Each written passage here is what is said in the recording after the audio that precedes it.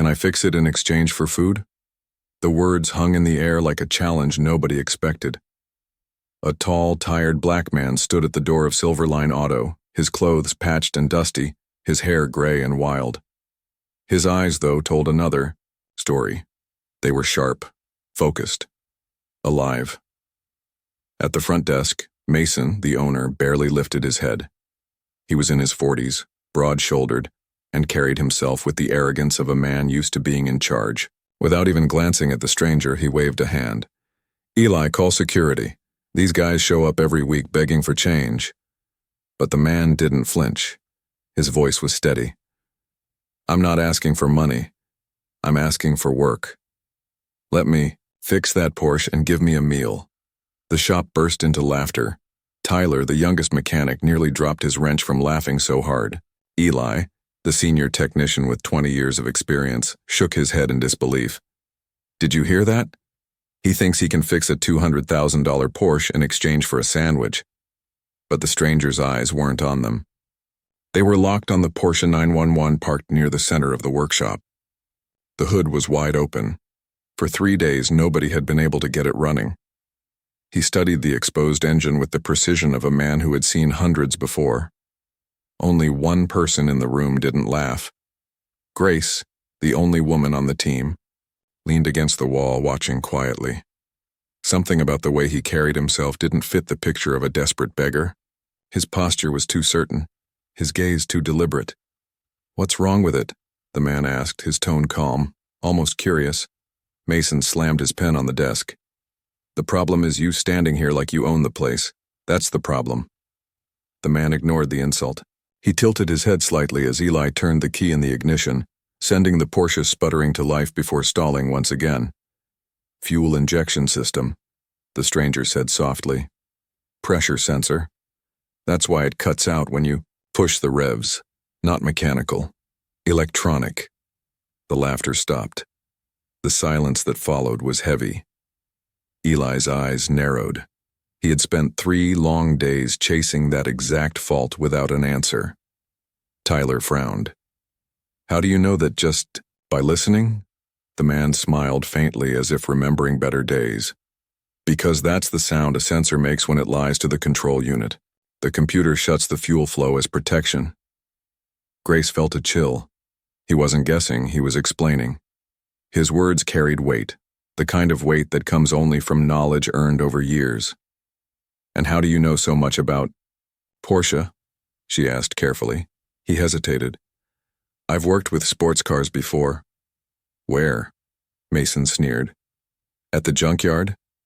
The laughter returned, but this time the man didn't smile. His eyes darkened, and for an instant pain flickered across his face. Old pain, the kind that never heals.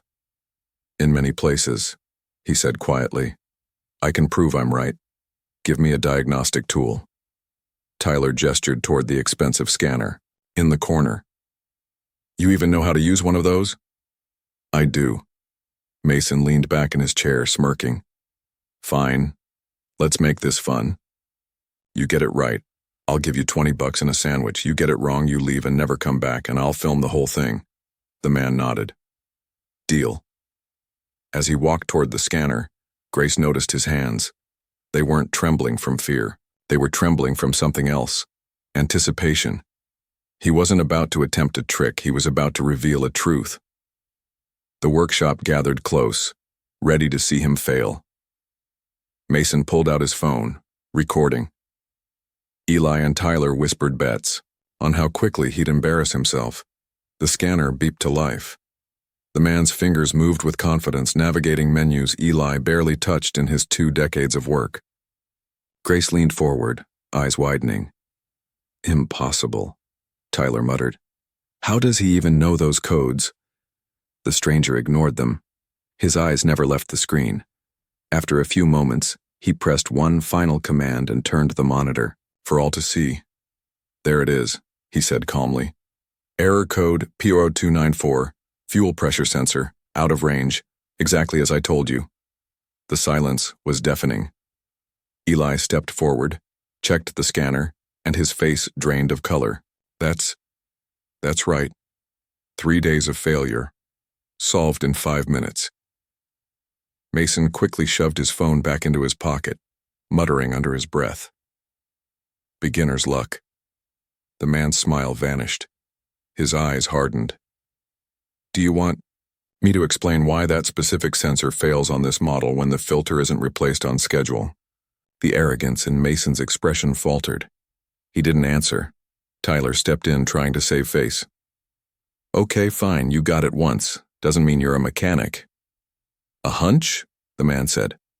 I can tell you 3 more issues this car will have in the next 6 months if you don't fix them today. Grace's curiosity burned hotter. Who was this man? The stranger's voice was steady, unshaken. I've seen this pattern of failures hundreds of times. The 911 models between 2011 and 2015. They always break the same way. Eli blinked. Hundreds of times? Where could someone like him possibly see Porsches by the hundreds? Before Mason could respond, the man walked toward another car in the corner, a BMW X5 gathering dust. He pointed at it like a surgeon pointing to a wound. That one. You told the customer they need a new engine, didn't you? Mason froze. It was true. The problem isn't the engine, it's the high-pressure fuel pump. A $1,200 part. You quoted $15,000 for a replacement engine. Tyler's mouth fell open. How can you know that just by looking? The man turned his head, listening as if the car itself spoke to him. Because I heard the sound when you started it earlier. I can prove it. And with that, he walked to the BMW, lifted the hood, and pointed with precise certainty. See the wear here? The oxidation on these lines? Classic signs of pump failure, Eli. Grabbed the scanner, tested it himself, and his face turned red. The man was right again, Grace whispered under her breath. If he's right, we nearly charged a customer $14,000 for something that costs a fraction of that. Mason's jaw tightened. His authority was slipping. His control was gone. But the man didn't gloat. His voice remained calm, almost weary. You think it's coincidence, but it's not. And for the first time, Mason felt something cold run down his spine. A quiet authority, buried beneath a ragged coat. Grace shivered. She didn't know who this man was, but she knew one thing. He was no ordinary beggar. The workshop was silent. Nobody knew how to respond. The man had just humiliated them twice, and he had done it without raising his voice or breaking a sweat. Mason finally snapped out of it, his pride burning hotter than his anger. He stepped forward, jabbing a finger toward the stranger. Listen here, old man, this is a professional repair shop. We don't have time for your tricks. You got lucky, that's all. The man met his eyes, unflinching. Tricks? You've seen nothing yet. Before Mason could bark back, the man turned toward the door. He stopped for a moment, then spoke with quiet confidence. That McLaren you told a customer was beyond repair. Bring it here. The room froze. The McLaren 720S had been Mason's biggest embarrassment in months. A $600,000 masterpiece of engineering, crippled by an electronic fault no one in town could solve. Mason had written it off as hopeless. You don't know what you're talking about, Mason scoffed, but there was unease in his voice. The man didn't even turn to look at him. Failure in the hybrid control module. Conflict between the electric motor and the combustion engine software. It's a defect in the 2019 models. McLaren never admitted it publicly. But that's your problem. Grace gasped. She had read about whispers of such failures in private engineering forums, details only specialists would know. Yet this man recited them with the calm assurance of someone who had seen them firsthand. Eli furrowed his brow, his voice hesitant. How would you even know that? Those technical bulletins aren't public. The man finally looked at him, his expression unreadable. I've seen more of those cars than you'd believe. Before Mason could chase him out, the shop door opened again. A woman stepped in, tall, elegant, her posture commanding immediate respect. Catherine Moore, wealthy entrepreneur and owner of the McLaren in question. She didn't belong in that part of town, but her presence alone shifted the energy in the room. Good morning, she said smoothly. This gentleman told me he could repair my car. I decided to give him the chance you refused. Mason paled. Catherine was one of his most valuable clients, and losing her business would hurt. Mrs. Moore, you can't be serious. This man, he's just... Catherine silenced him with a glance. I've spoken with him. His explanation was more precise than anything your team has given me in months. If he says he can fix it, I trust him. The man placed a hand on the hood of the McLaren almost reverently, like greeting an old friend. For a moment, the room was utterly still. Grace noticed the way his fingers traced the curves of the machine. Gentle, practiced, intimate. Mason swallowed hard. He couldn't afford to look weak in front of Catherine. Fine, 2 hours. If you don't fix it in that time, you're out for good. And this time, I'll film your humiliation myself. The man nodded. 2 hours will be enough. Grace leaned forward, her heartbeat quickening. She could sense it. This was no gamble for him. He wasn't hoping to succeed. He knew he would. As the man began his work, every eye in the shop followed his movements. He worked with quiet intensity, each step deliberate, each adjustment measured. He wasn't just tinkering. He was performing a kind of surgery, every tool an extension of his hands. Catherine moved closer to Grace, her voice low. Last night I found him sitting outside a hotel, looking at a small photograph and crying. When I asked what was wrong, he said he lost his daughter years ago. He said he's been searching for a reason to keep going ever since. Grace's throat tightened. Suddenly, everything made sense. The sadness in his eyes, the way he treated the cars like living things, the calm way he endured every insult. He was carrying something heavy, something that could break most men. 2 hours slipped by like minutes. When he finally straightened and closed the hood, there was no uncertainty in his expression. Only quiet satisfaction. It's done. He said simply.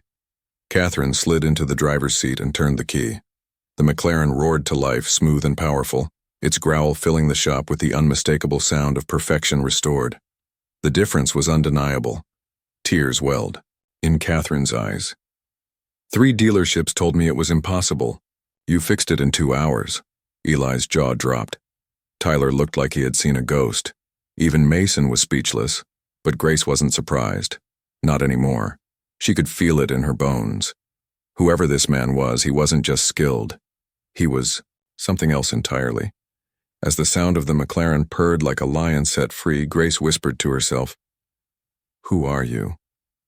And deep down, she knew the answer would change everything. Grace couldn't sleep that night. Long after the McLaren had driven away, long after the workshop lights had gone dark, she sat at her kitchen table with her laptop glowing in the silence.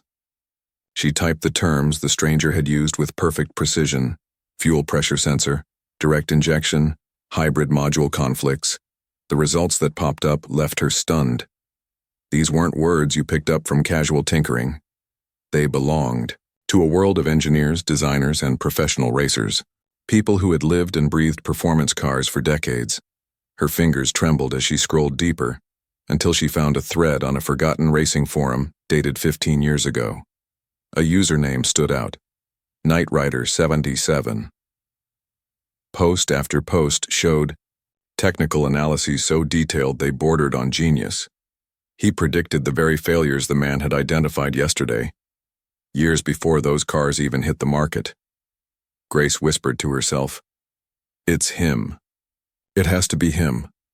The next morning, she arrived at Silverline Auto earlier than ever, her eyes heavy from lack of sleep but her mind sharper than a blade.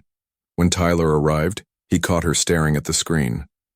"What are you doing here so early?" he asked, rubbing his eyes. "Researching," she said without looking up. "About that man." Tyler groaned. "You're still obsessed with that guy? He's just some washed-up street rat who got lucky." Grace turned the screen toward him. "Does this look like luck to you? These forum posts match everything he said yesterday, word for word, and they were written 15 years ago." Tyler squinted, his smirk fading. "So what? Anyone could post that online?" "No," Grace said firmly. "Not anyone." He knew the diagnostic codes by memory, He wasn't reading from a manual. He lived it. Before Tyler could argue, Mason barged in, holding his phone and smirking. "Forget that clown. You want to see real money? Watch this." He hit play on his phone. On the screen was a video he'd recorded the day before, mocking the man as he offered to fix the Porsche for food. Tyler and Eli were in the background, laughing. Mason grinned. "I'm posting this online. Homeless guy pretends to be a mechanic. It'll go viral. Thousands of views easy." Grace's stomach turned. "You can't post that." "Why not? Free content. People love watching fools embarrass themselves." She stood, her voice sharp. "Because you're not showing the truth. If you post that, you'll make the biggest mistake of your life." Mason rolled his eyes. "Relax. Nobody cares who he is." But Grace's heart was pounding. She had seen enough. She needed proof, and she was about to get it. The door creaked open. The sound cut the argument short. Everyone turned. The man had returned. But this time, he wasn't alone. At his side walked Catherine Moore, and behind her were 3 sharply dressed men in tailored suits. Their presence commanded attention. Even Mason's arrogance faltered. The man stepped forward calmly, his voice steady as ever. "This is Jonathan Reed, CEO of Reed Automotive Group. He came because he wanted to see for himself." The name hit like a thunderclap. Jonathan Reed was one of the most powerful figures in luxury cars on the East Coast. His contracts could make or break entire dealerships. Reed extended a hand to the stranger. "Mr. Williams, it's an honor." The shop froze. Williams. The name echoed in Grace's head. She stared at the man, her breath caught in her throat. She rushed to her laptop, pulling up another page she had left open from her late-night search. Her eyes locked onto a photo of a younger man in a racing suit, dark hair tucked beneath a helmet, champagne spraying in the air, a trophy raised high. Daniel Williams, 3-time world champion, a legend known as the Ghost for his uncanny ability to appear from nowhere and snatch impossible victories. Grace whispered the name aloud. "It's him." The room erupted with gasps. Eli's face went pale. Tyler stumbled back against the workbench. Even Mason's mouth hung open in disbelief. But Grace wasn't finished. Her voice cracked as she read from the article on her screen. In 2009, during the Monaco Grand Prix, Daniel Williams's car crashed at 300 kilometers per hour. He survived, but his daughter, watching from the stands, suffered a heart attack and died from the shock. His wife. She never forgave him. She took her life 6 months later. After that, Daniel disappeared. He sold everything, donated millions, and vanished from the world. Her voice trailed off. The room was silent. The man, Daniel, stood there, calm and unmoved by their shock. His eyes carried the weight of every word Grace had spoken. He didn't confirm it. He didn't need to. His silence was enough. Mason stammered, searching for words. I didn't know. I didn't know who you were." Daniel's gaze turned to him, cold and steady. "You didn't need to know who I was. You only needed to know I was human." The words cut like a blade. Reed stepped forward, breaking the silence. "Mr. Williams, we'd like you to join our company as technical director. Starting salary, $500,000 a year. Profit share. Total package, $2 million. The entire shop gasped. Mason's knees nearly buckled. Tyler whispered, $2 million. But Daniel's eyes never left Mason. He spoke softly, almost with sorrow. "Funny how people change when they learn the truth." Grace's heart raced. She knew the story wasn't over. Not yet. And she couldn't shake the feeling that Mason's humiliation had only just begun.